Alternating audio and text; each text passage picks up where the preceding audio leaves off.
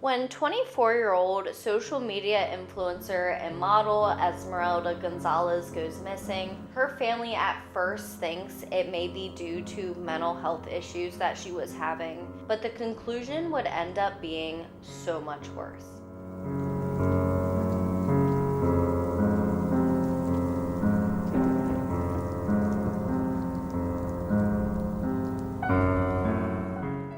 Good afternoon, everyone, and welcome back to my channel and Killer Concepts, the place where we talk about all things true crime. My name is Peyton. Before we get started, please make sure to hit that red subscribe button down below and turn on your post notifications if you have not done so already, so you do not miss any future content. I apologize for missing last week, but I promise that while I was away, I did not forget about you guys and actually picked up some new true crime books that will only help me in making future videos. I also do want to note that I do not have my sound or my video dialed down quite yet at the new house, so bear with me while I'm figuring that out. I hope it's not too echoey in here.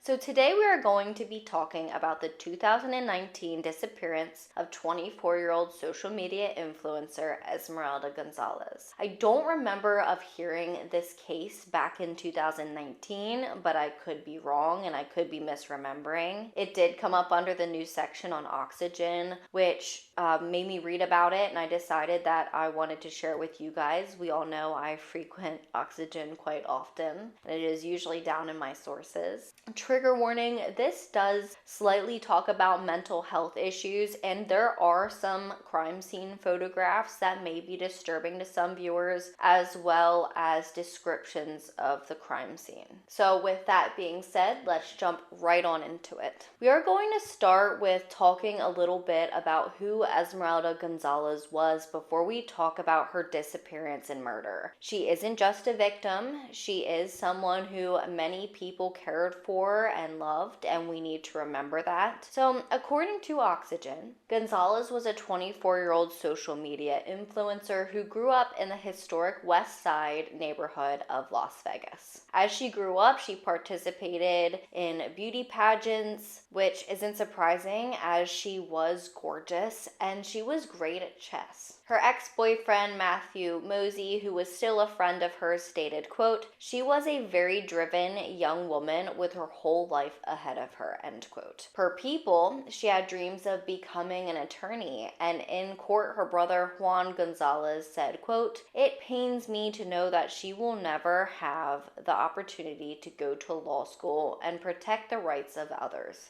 End quote. But while Gonzalez was a bright young woman with a promising life ahead of her, she did struggle with mental health issues. These mental health issues are what would prompt her brother Juan Gonzalez Madera to check on his sister on May 31st, 2019. So when her brother arrived at her home, he would not find her there. However, her door was left unlocked, her car was still in the driveway, and her purse and wallet were still inside the home, almost like she had just vanished. This is when Gonzalez's family would decide that they needed to call 911. According to her family, Gonzalez had suffered from schizophrenia and bipolar disorder. She was on medication for both of these, but when they had visited her home, they saw it was in disarray. It was a mess. This caused them to believe that she may not be taking her medication. Her boyfriend at the time had apparently gotten in an altercation with her because he didn't believe she was acting right, and he took her car keys and cell phone from her. Her brother stated that when she was not on her medication, she struggled with her perception of reality. So of course this would be a huge concern of theirs when they couldn't find her. So when police would end up searching her home, they would notice she had security cameras, and so they would request the footage to see if anything had happened or had been caught on camera. Police would begin searching for more information while they were waiting to hear back on the footage inside Gonzalez's house. This is when someone in her neighborhood would offer up their own surveillance footage, which would show something quite startling startling. The witnesses' footage would show that on the morning of May 31st, Gonzalez would knock on a neighbor's door, dressed in what looked like lingerie and high heels, and she wasn't walking very steady, per Tate Sanborn, a retired Las Vegas Police Department homicide detective. Soon after the footage was found, police would get the surveillance back from Gonzalez's own home. This footage would show her home alone before she would leave and just never return. So while police had originally been considering Gonzalez's boyfriend at the time as a suspect due to the dispute that they had had over him taking her keys, they would use this video evidence to pretty much clear him of being a suspect altogether because he was not with her before her disappearance. So with him being cleared, detectives would then focus on what she did for work because she did have over 300,000 followers on social media. Sometimes this kind of work comes with stalkers or people who may want to hurt you, but it did not seem like they would really find much looking in this direction. So with all of this going on and Esmeralda still missing, her family would begin to post flyers in the community as well as created a Facebook page to try and aid in her search. This would actually end up helping police officers tremendously, and they would begin to receive tips. One of these tips would be that Gonzalez had went to a local BMW dealership. She had went there to apparently get another key for her car on the afternoon of May 30th after her and her boyfriend had gotten into the altercation and her keys had been taken from her. Detectives would find out that she was accompanied by a man that they would later figure out was one of her neighbors. This neighbor would be cleared. They cleared him of being a suspect in her disappearance. Surveillance footage at the dealership would confirm that the woman was in fact Gonzalez. She was wearing the same clothing that she had been seen in the other neighbor's surveillance footage, the lingerie and the high heels.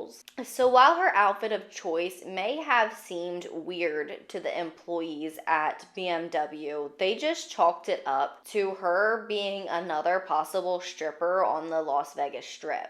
Seeing things like that in that area weren't very uncommon. While they thought it was weird, they weren't too worried about it because there are people who dress like that in the area. So while this new footage helped investigators complete a timeline up to the time of her disappearance, they still needed more. They had no idea where Gonzalez could be. A break in the case would not come until July 18th. This is when an anonymous tipster would call in and tell police that they believe that a man named Christopher Prestipino, 45, and a woman named Cassandra Garrett, who was his roommate at the time, had killed a woman. According to Sanborn, the source would tell them, quote, they had injected her with pool cleaner before taking her out to the desert in a U-Haul truck and dumping her, end quote. So obviously, police would then start looking more into Prestipino and his possible connection to Gonzalez. One of the things they would find out is he had a criminal history related to drug use, and he was a stagehand at the Paris Hotel on the Las Vegas Strip. He was eventually arrested for her disappearance, and we will get into that in a little, but first I want to share with you a little bit from the arrest affidavit for Prestipino and the details for probable cause. So the arrest report would state that Esmeralda Gonzalez worked in the adult industry and was hired for prostitution.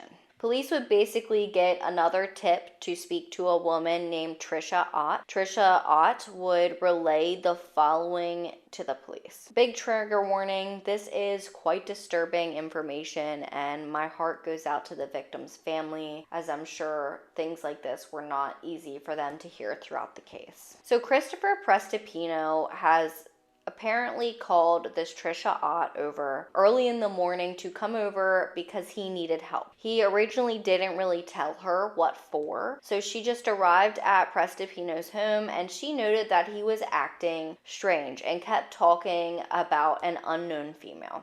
Prestipino would tell her that the female was at his house and he got her high on methamphetamine. Quote, Christopher was not aware of the female's mental problems and she started acting bizarre and speaking the devil's tongue, end quote. Let me just say that if he said she was speaking the devil's tongue, he was definitely not in his right mind, most likely on meth, just like he said he gave her. Also remember that most of this is testimony from Trisha Ott. So after she was given meth, Gonzalez would threaten to call the cops on Prestipino because he had given her drugs. Prestipino would then tie Gonzalez to a chair, bed, stripper pole, I've read multiple things, to try and calm her down. He would apparently untie her later, but she would punch him in the face and he would end up strangling her. After strangling her, he would think that she was dead, but she would end up waking back up. This is when she would reportedly be injected with pool cleaner by the suspects. So yes, I said suspects. Apparently Prestipino's roommate Cassandra Garrett had been there while all of this was happening and playing a role in it. So according to Ott, Christopher had a U-Haul truck at his home when she arrived. In the back of the U-Haul was a cement mixer and a freezer. This was strapped and taped shut. This just screams alarm bells to me. Like, this woman should have called the cops right away. Inside his garage was a large wooden and concrete structure on a pallet. Prestipino wanted Ott's help loading the wooden structure into the back of the truck, but it was too heavy and the both of them could not move it. The two would then leave in the U-Haul and would dispose of the freezer in a large dumpster.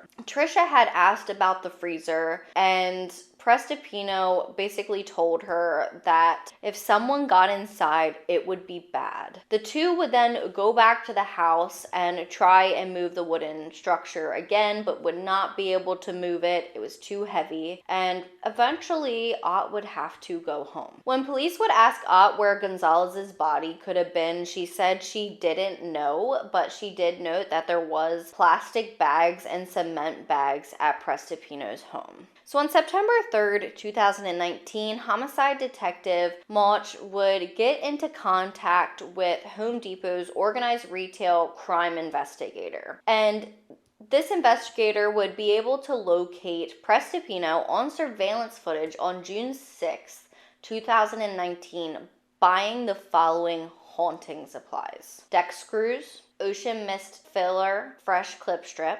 WD-40 silicone lube, studs, 5 60-pound bags of Quikrete concrete mix, a bag of lime, and 8 concrete fence cat blocks. He would buy all of this with cash. The next day, on June 7th, 2019, Prestipino would return to the Home Depot to purchase a rigid drill and concrete mixing paddle. With all of this information, police officers knew that Christopher Prestipino had to be their guy, and he had to be the one who had done this to Gonzalez. And he had at least one knowing accomplice, his roommate Cassandra Garrett. But they did not have the body of 24-year-old Esmeralda Gonzalez, and so they kept on their search. Fortunately, Gonzalez would eventually be found a few months later on October 18th, 2019. The scene was sadly quite disturbing and gruesome, and homicide detectives would locate her decomposing body in a concrete and wooden structure in the desert north of Las Vegas. The victim's Rolex and DNA are what would identify her, as well as multiple other belongings found at the scene. She had been wrapped in blankets and secured with ropes and straps. The structure they had found her body in would solidify that Prestipino was definitely their guy, and it would match up to the structure that Ott had described to them. So according to the arrest affidavit, Prestipino had been out of the country when they found her body because he was in Belize. But detectives would learn that he would be returning on October 11th, 2019. Police would intercept him at the terminal gate, and he would be arrested without incident. He would be charged with murder, kidnapping, and conspiracy to commit murder. Cassandra Garrett would also be charged with aiding him in the murder, and his girlfriend at the time, Lisa Mort, 31 years old, would be arrested for concealing a felon in the case. All three suspects would actually cooperate with Clark County District Attorney, and they would all plea, getting the following sentences. So Mort, who was the least involved, would plead guilty as an accessory to murder and would get 2 to 5 years in prison. Garrett would plead guilty to voluntary manslaughter with a deadly weapon and was sentenced to 20 years in prison with eligibility for parole after 8 years. Prestipino would submit an Alford plea and will serve a 10 to 25 year sentence for a second-degree murder charge and 5 to 15 years for kidnapping. These sentences for him will run concurrently. Prestipino would not officially be sentenced until April of 2023, which was years after the murder. I do want to say I am not happy with his sentencing, and I am sure that the family of Esmeralda Gonzalez isn't as well. This man murdered a 24-year-old woman and went above and beyond to cover it up, and it is possible he could only serve 15 years. It's a concurrent sentence, so both sentences are going at the same time. On top of that, an Alford plea means that a defendant maintains their innocence, but they acknowledge that the prosecution's evidence would likely result in a guilty verdict if it was taken to trial. This means that Prestipino is not even admitting that he committed this crime and killed this beautiful young woman. This is only one of the things that I don't like about certain plea deals, especially the Alford plea, but maybe we can talk about that at a later date. It upsets me. I don't get it. I don't get why sentences are running concurrently, especially after all he went through to try and hide this poor girl's body. He may have been high on methamphetamine and not thinking right, but when he came down from that and knew what he did, he could have done the right thing, especially if it was an accident, as his friends originally tried to describe, because she was freaking out. So this case is it's super sad. You have a woman that had mental health issues and she needed help, and the violence is just so unnecessary. I am curious that if there wouldn't have been any drugs involved, if the outcome would have been any different, but there is no way of knowing that for sure. We will never know that. My heart goes out to Esmeralda's family, and I can't even imagine all of the pain this has caused them. I believe it is so important to talk about these cases so we can try and learn how to possibly prevent them in the future. If you see someone out at night that does not look like they are in their right mind, please call someone, as it really could save someone's life.